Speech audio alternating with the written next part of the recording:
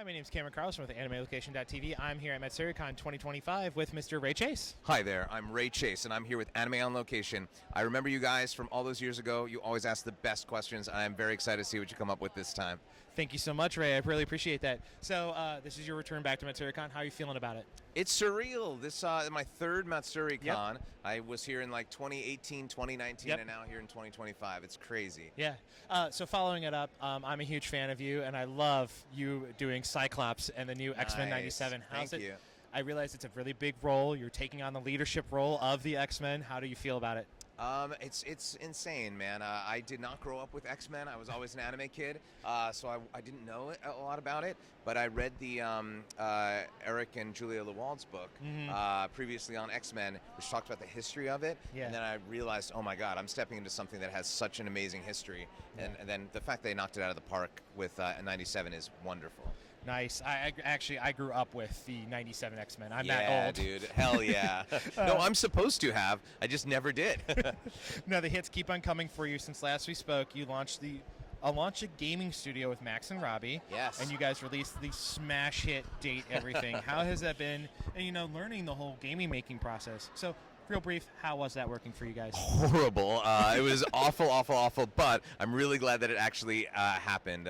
It was a huge game to do. It was about the size of Baldur's Gate 3 in terms of dialogue. Wow. 1.6 million words, 2,200 variables, 70,000 voice lines. We did it all union. We gave our actors residuals. It was a really hard 7 years of work, but it's crazy. This is the first time. 7 years, man. Yeah. Yeah. Wow, congratulations. Thank you. Yeah. I've seen tons of funny clips. Thank you. I was the game designer, story programmer. I did the narrative design, wrote a whole bunch of it, and of course voiced the wall. Yeah. My most important contribution. But it's surreal. Like, this is the first con that we had a panel, and the room was filled with hundreds of people. I couldn't believe it that I was actually doing a panel for a game that I made.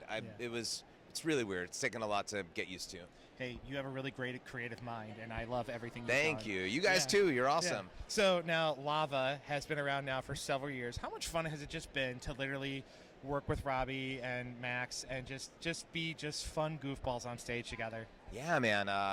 It's been since 2016. Since 2016, almost 10 years Yeah. of Lava. That's crazy. Man, it was a great thing to when we were first starting off to be able to do something that just wasn't a Q&A panel and go on stage and talk about stuff. We didn't have a lot of roles at that time. We were just like, let's just have fun.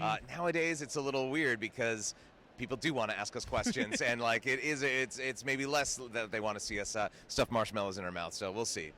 Alrighty, now another big project for you during the years of 2020 and 2021 was Sky Brother Force at a great radio drama. And I've talked to you privately about it at another convention. Honestly, I think it was such a wonderful creative Thank you, idea. man. The story is so wonderful. It's so just comedic, but also touching at times, and you can totally tell everyone gives so much into it. So how is it for you as a creative mind to do that? I mean, that was really, really fun to put together. Yeah. It was an abysmal failure on all other accounts. Nobody listened to it. I loved it.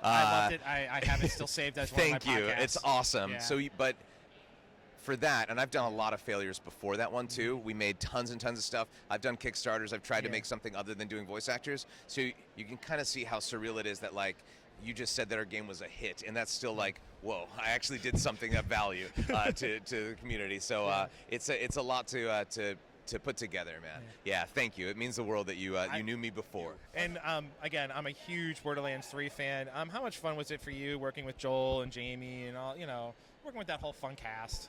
For Borderlands 3? Yeah. When does this go out? This will be about a couple weeks. So Borderlands 4 doesn't come out yet. This is Borderlands 3 from the last game. Yeah, for the last game. Yeah. So working on Borderlands 4 as one of the main characters, Amon, was absolutely fantastic. You heard it here first.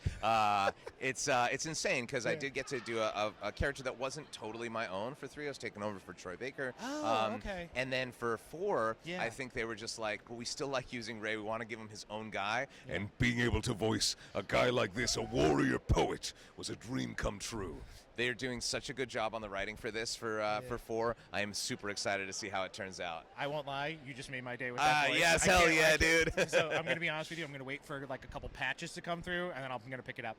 Definitely, for sure, yeah. Yeah, no, I've played since number 1. Hell yeah, and also the pre-sequel and the 2 Tales. And Tales. Yes. You played the second Tales from the Borderlands 2? Yeah. Another game that I love that I played several hundred hours in is Tales of Arise. Wow, as the well lead of done. Alphen. What was it like taking on the role, and especially that role, that emotional roller coaster, starting off with I don't have an identity to finding out I'm the savior of mankind, and that game was interesting to work on. I worked on it at the Yeah. same time in the same studio with the same director as Near Replicant, playing Oh. 2 white-haired JRPG pro-tags who both sounded like this. Yeah. It was a crazy time, and keeping the 2 games, because I would work on the same the game at the same time in the same day. And having to do it at the having to keep the lore straight was really tough. With Tales of Arise, there's a lot of themes with the Danans and the Renans and all these different locations that we were doing, and keeping it abstract without seeing any of the art. That was the hardest thing about it. But I'm so glad with how it turned out, man. And one of my favorite things is that you get to team up with Erica at the same time, because the best part, Brother Force and Tales of Arise came out at the same time. I'm like, hey, it's the team up of dreams. Absolutely, and we I both loved it. played the owls in that game too. Yeah, I know the owls. Yes. Yeah, King Owl, and she was the Queen Owl. Exactly. Yeah. Okay, real quick, where can we follow you online, so we can keep up with your projects? I'm starting to use Instagram. It's Ray Chase. Mm-hmm. That's about it. Okay. Yeah. And I'm just a big fan. You also have other fans. What would you love to tell all of us that have been keeping up and giving you so much love? Go. What? I mean, this is the thing. You guys have believed in me for such a long time, literally almost 10 years. We've been doing interviews and stuff. It means the world to me, and seeing you keep up with our creative endeavors like Did Everything and Sky Brother Force, it just means the world. So thank you. Ray, I love you. Thank you so much. I love you too.